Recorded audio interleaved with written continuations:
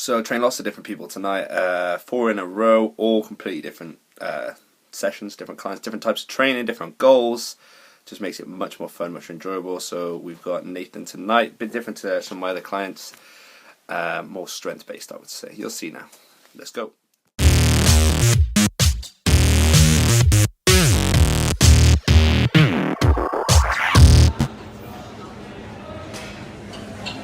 Four, keep going.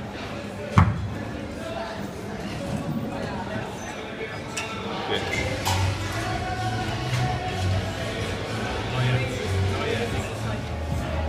Go on. 8. One more. Nice, good.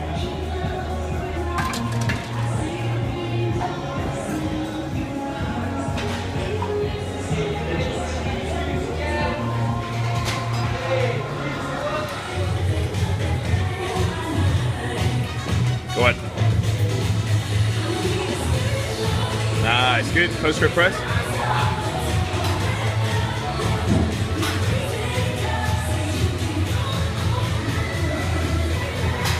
When you go.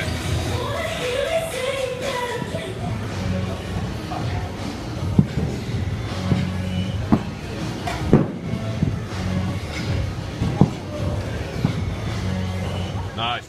So as you can see on that video, Nathan smashed it pretty good.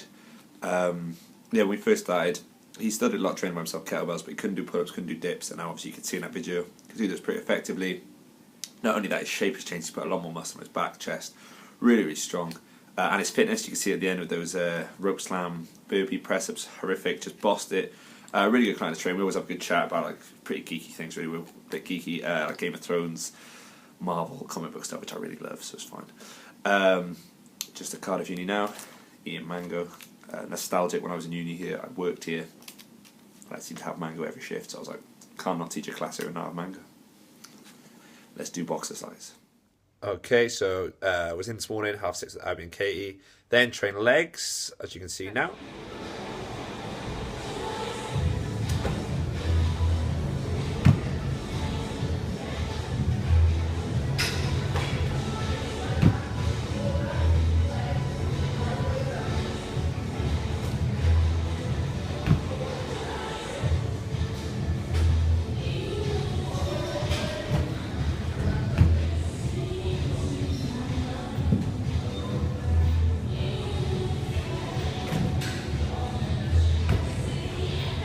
Yeah, I was really happy with that box jump. I didn't record the rest of the leg workout because you'd have seen like most of it before. It's pretty like basic. There's other videos you can watch of me training legs. Really happy with that box jump, pretty good. And then I popped up to my grand's and we went to Colrose Cross M&S. You had to pick up some stuff. And then I picked up some stuff for lunch as well. So I got myself some sauteed potatoes and some chicken and some broccoli. So for me, normally I like to track my macros in terms of like carbs, fats, proteins. But in general, for calories as well, if you eat healthier foods, things like vegetables, potatoes, whatever, you're going to have more food for less calories. So it's easier to do that way, whereas if you're eating, I don't know, cake, there's obviously a lot of calories for not much food, and it's not going to fill you up, and it's not going to keep you full for longer. So it's just the best way to do it. Look for those whole foods and stuff that carry not very many calories, but there's lots of it, and it'll keep you full for longer. That's the best way to do it. One of the hardest things when dieting or trying to watch your eating is eating out, okay? It's a part of culture, I guess, and socializing. I know myself, before I get into this, I used to always go for a coffee and have like a cake or a biscuit, or go for lunch or whatever, and you end up you're eating calories for no reason. So I'm going to try and show you a way of eating some food out in public, in like restaurants, because there's not many that actually do healthy food, but you just got to pick the right options. So I had a choice of 3. We were either going to go to Nando's, Valentino's, or Toby Carvery. All 3 can get healthy options. I feel that Nando's is a bit overpriced for what it is. So we'll pick Toby Carvery. So it's a great example of meat and veg, so I'll get what I get and talk you through it. So we went to the Carvery. I like the Carvery because you get to choose your own meal, kind of.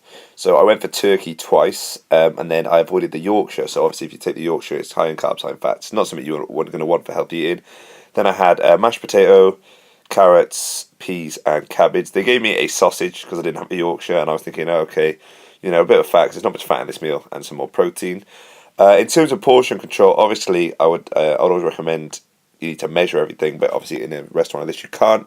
So I think you want to have about a fist of carbs, fist of protein, and then as much veg and little bits of fat on the plate as you can. But it kind of got me into a thought, a dilemma, is you hear a lot of people do this healthy eating or certain things, but it's not very exact. So an example of like, you'll see girls who won't eat any carbs and they'll do lots of running and they'll lose weight, but then eventually they'll hit a plateau because their metabolism's just all over the place. So you need your carbs, you need your fats, you need your protein. And I was saying, for me, I don't understand how people don't measure everything and know exactly how many grams or how many calories they're having, because if you try to make a cake but you didn't have any of the measurements, you just had all the ingredients and you kind of just guessed, you're probably not going to get the best cake you want. And obviously we're not eating cake, this is a fitness channel, but in terms of if you want a physique and you're not measuring and you're not doing exactly the amount of things you need, you're not going to get the physique you want. It's pretty simple. So okay, it may be boring, but if you make it scientific and measurable, then your goals will definitely be achievable.